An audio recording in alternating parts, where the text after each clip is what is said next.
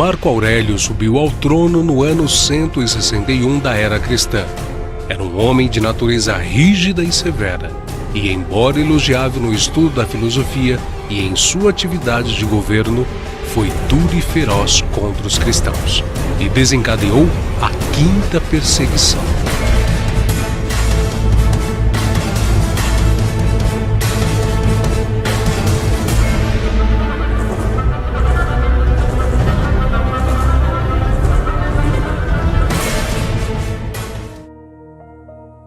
As perseguições produziram uma igreja pura, pois conservava afastados todos aqueles que não eram sinceros em sua confissão de fé.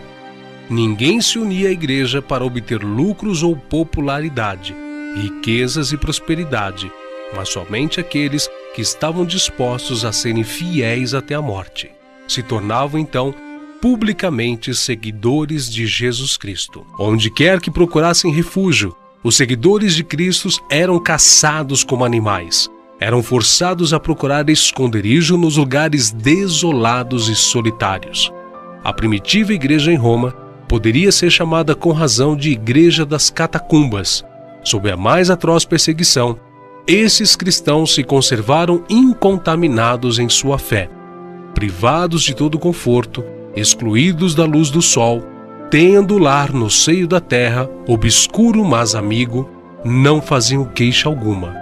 Provações e perseguições não eram senão passos que os levavam para mais perto de seu descanso e recompensa. Existem várias catacumbas em Roma.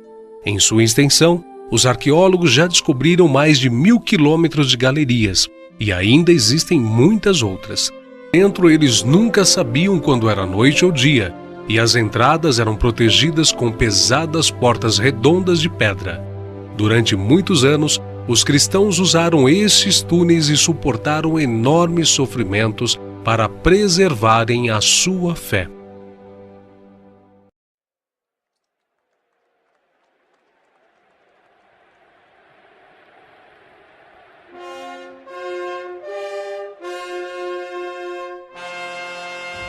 Na época de Nero, surgiu a primeira perseguição aos cristãos em Roma no ano 67.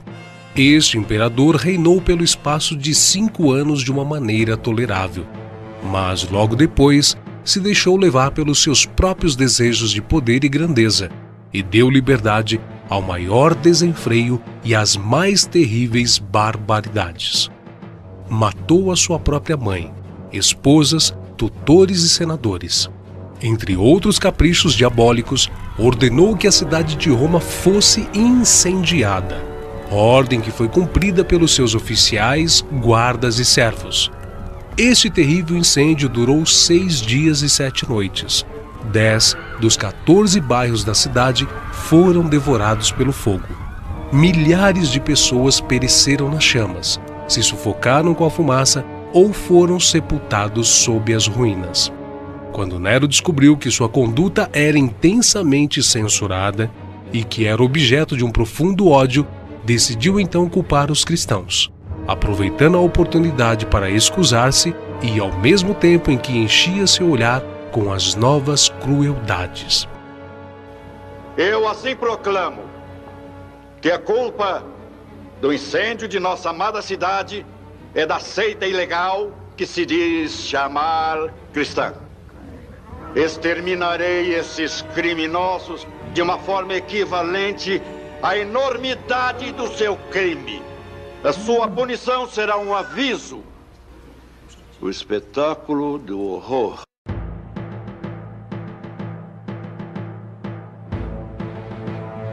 O imperador Domiciano levou a sério a ideia da divindade do imperador. Ele mesmo se intitulou Deus e construiu um templo em honra aos imperadores. Os cristãos se recusaram a participar do culto ao imperador e, por este motivo, foram acusados de rebeldia contra o império. Durante este reinado, surgiram várias histórias inventadas com o fim de prejudicarem os cristãos. Tal era o ódio dos pagãos que toda fome, epidemia ou terremoto que assolasse qualquer das províncias romanas era logo atribuído aos cristãos. Estas perseguições contra os cristãos aumentar o número de informantes, e muitos deles, movidos pela cobiça, testemunharam em falso contra as vidas de inocentes.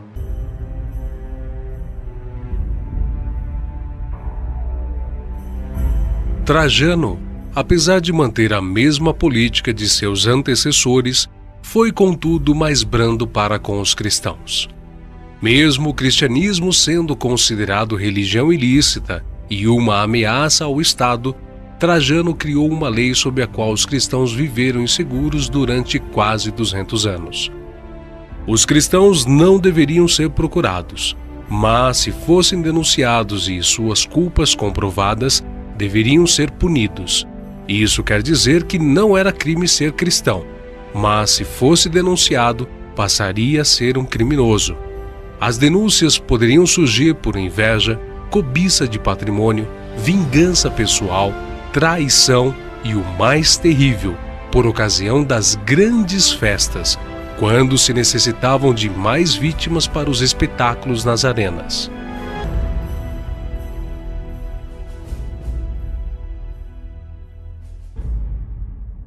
Marco Aurélio subiu ao trono no ano 161 da era cristã.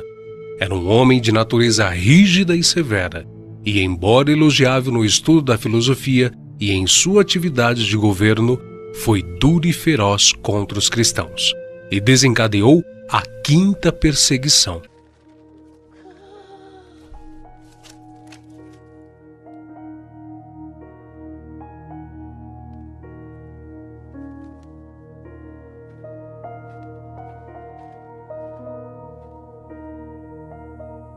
As perseguições produziram uma igreja pura, pois conservava afastados todos aqueles que não eram sinceros em sua confissão de fé. Ninguém se unia à igreja para obter lucros ou popularidade, riquezas e prosperidade, mas somente aqueles que estavam dispostos a serem fiéis até a morte. Se tornavam, então, publicamente seguidores de Jesus Cristo. Onde quer que procurassem refúgio, os seguidores de Cristo eram caçados como animais. Eram forçados a procurar esconderijo nos lugares desolados e solitários. A primitiva igreja em Roma poderia ser chamada com razão de Igreja das Catacumbas. Sob a mais atroz perseguição, esses cristãos se conservaram incontaminados em sua fé, privados de todo conforto, excluídos da luz do sol, tendo lar no seio da terra, obscuro mas amigo, não faziam queixa alguma.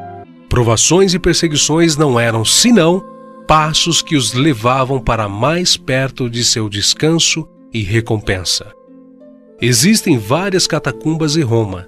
Em sua extensão, os arqueólogos já descobriram mais de 1000 quilômetros de galerias, e ainda existem muitas outras. Estas galerias têm uma altura de 2 metros, e uma largura aproximada de 1 metro a 1,5 metros, e contém a cada lado várias fileiras de recessos longos, baixos ou horizontais, um acima de outro, ao modo de beliches de barco. Nesses espaços eram colocados os cadáveres e eram bem fechados com uma simples lápide de mármore, ou com várias lajes de terra cozida. Em vários desses sepulcros há gravados nomes e símbolos. Os mais frequentes símbolos cristãos nas paredes das catacumbas são o pastor com o cordeiro em seus ombros, âncoras, coroas, videiras e o peixe. Também nas regiões da Capadócia, na Turquia, os cristãos se refugiavam em cavernas cavadas nas rochas vulcânicas. Ali, viviam milhares deles escondidos dos soldados romanos em cidades subterrâneas. Nas cidades, haviam cisternas para armazenagem de azeite de oliva, armazéns de alimentos, cozinhas com sistema de exaustão para dispersar a fumaça, de forma que não fosse notada na superfície, poços de água, templos de culto e até 52 tubos, formando um incrível sistema de ventilação para que o ar entrasse e percorresse todos os níveis até os mais inferiores. Lá dentro eles nunca sabiam quando era noite ou dia, e as entradas eram protegidas com pesadas portas redondas de pedra. Durante muitos anos, os cristãos usaram estes túneis e suportaram enormes sofrimentos para preservarem a sua fé.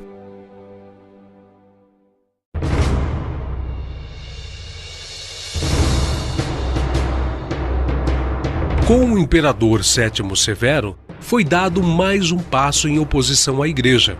O avanço do cristianismo alarmava os pagãos e reavivaram a mofada calúnia de imputar aos cristãos as desgraças acidentais que sobrevinham. Os cristãos do norte da África foram os que mais sofreram com a crueldade das perseguições sob seu governo. Depois disso, as perseguições cessaram. Veio um intervalo de paz, com a expansão da Igreja e milhares de novos adeptos para a fé.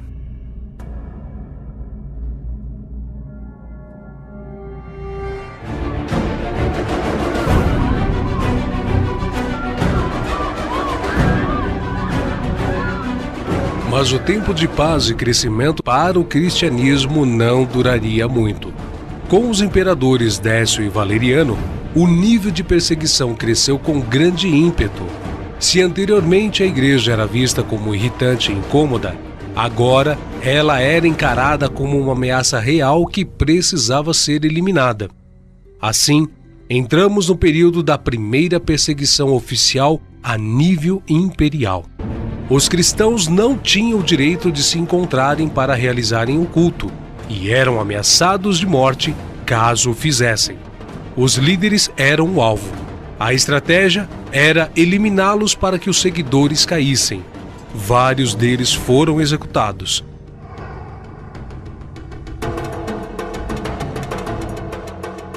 Outros foram encarcerados e torturados, a exemplo de Dionísio e Orígenes de Alexandria. Houve um número incontável de cristãos martirizados durante essas duas perseguições. Haviam poucos lugares onde a perseguição não estava na moda. A África e Alexandria, em especial, poderiam ser chamadas de Escola dos Mártires. Os cristãos tinham que se apresentar ao imperador para comunicar-lhe a religião. Quem renunciava e sacrificava aos deuses recebia então um certificado. Quem não renunciava era considerado criminoso e conduzidos às prisões e sujeito às mais horrorosas torturas. Neste período, muitos cristãos tiveram que fugir de casa e procurar refúgio em outros países, em lugares ermos, em praias, em grutas, nas montanhas ou em cavernas, padecendo grande necessidade depois de deixarem famílias, pais, mães, cônjuges, filhos e amigos, além do conforto, honra, prosperidade, paz e bens materiais que até então possuíam. Quando, pois, vos perseguirem nesta cidade, fugi para outra.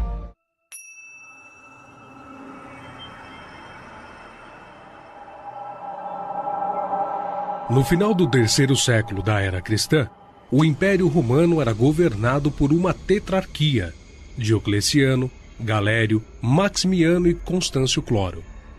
Os quatro eram considerados imperadores, mas Diocleciano era o maior.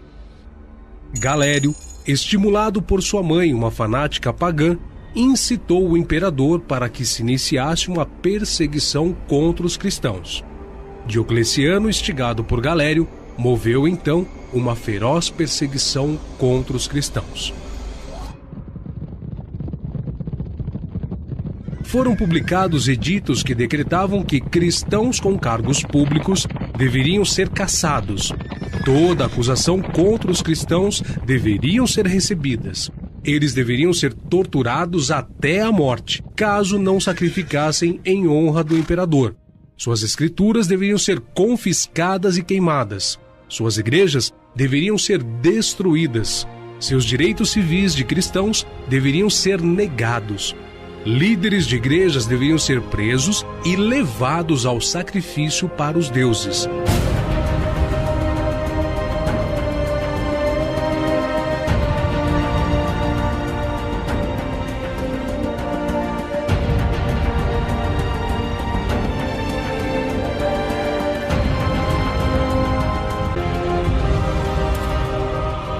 Muitas casas foram incendiadas, e famílias cristãs inteiras pereceram nas chamas.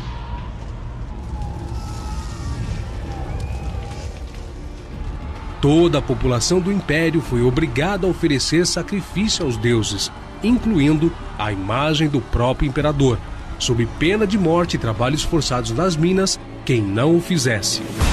A perseguição se fez geral em todas as províncias romanas, mas principalmente no leste. Durou 10 anos e é impossível determinar o número de mártires nem enumerar as várias formas de torturas e mutilações sofridas por eles.